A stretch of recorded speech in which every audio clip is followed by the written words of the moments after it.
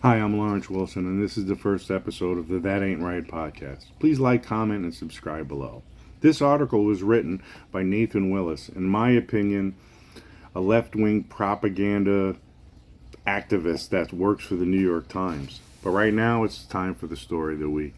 The U.S. military struck 3 boats suspected of carrying drugs in the Eastern Pacific on Monday, killing 8 people, in the U.S. Southern Command announced. The strikes, which the military were carried out in international waters on what it deemed designated terrorist organizations, brought the number killed to at least 95 since the administration's contentious military campaign against such vessels began in September. The attacks, which also have been carried out around the Caribbean Sea, have drawn outrage from legal experts and some members of Congress who say killing of unarmed civilians breaches laws of war.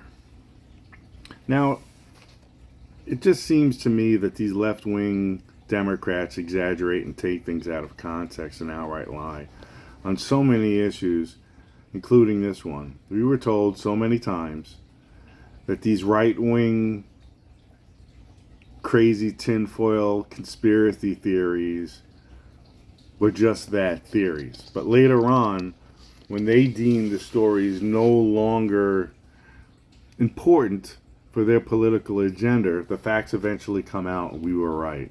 Remember, it's not always just the exaggeration and lies.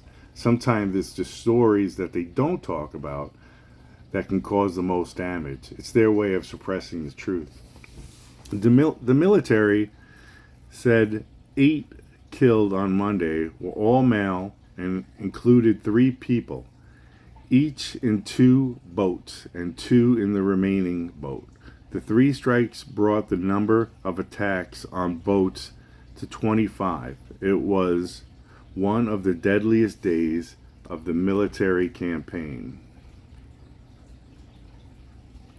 Now, if the U.S. blew up 25 boats, you could potentially fit, a ton of fentanyl in each one of them. I'm not saying there's just fentanyl in them. There's probably a lot of cocaine. That said, if there were just fentanyl and 2 grams could potentially kill someone, that would mean there could be enough of fentanyl on these boats to have killed everyone in the world. Or everyone in the United States 38 times. It's not 1980. This is not Nancy Reagan saying, just say no. We tried that and it didn't work. This is not a police action where you take pictures and show people what you confiscated. And the way our courts work these days, the litigation would take forever, aka the Maryland man. This is war.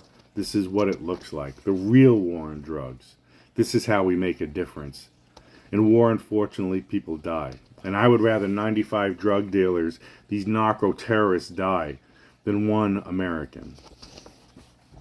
The Trump administration has repeatedly built its forces up in the region in Venezuela as it maintains that vessels there are smuggling drugs and criminals into the United States. The Southern Command said the boats attacked on Monday were traveling along narco routes. Some would say that we should write letters, make speeches. The evil in the world will listen. That's not how reality works.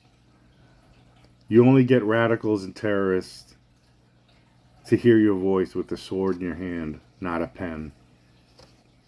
The administration has shown no sign of halting the attacks, even as they come under intense congressional scrutiny, including some Republicans, rhinos. Legal organizations have sued for the release of secret government memos. Now, how could they be secret if it's in the New York Times? Offering formal justification of the strikes. Democrats have pushed for the release of classified video in the U.S. military first operation targeting a boat in the Caribbean in early September.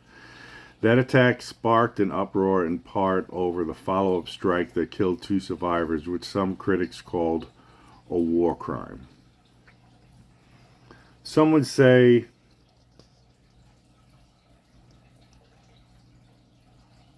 a lot different. What I haven't heard anyone talk about is the cost. The Hellfire missile is over $150,000. 25 of them, that's easily over $4 million.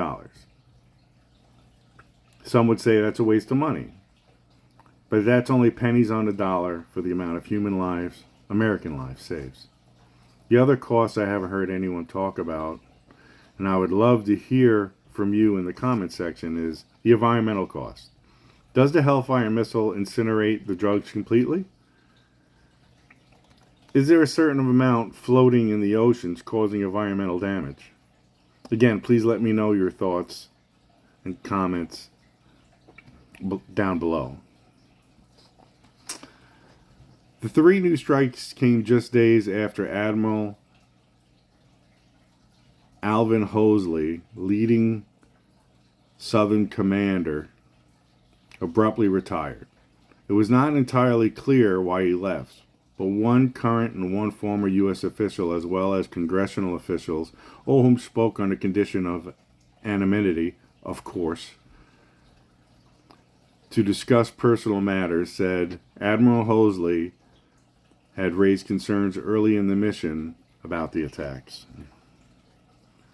Now, I don't have a studio. I don't have fancy equipment. But what I do have is a phone, a voice, the truth, and hopefully you. And hopefully together we can make a difference. Please like, comment, and subscribe below. Thanks for listening. Until next time.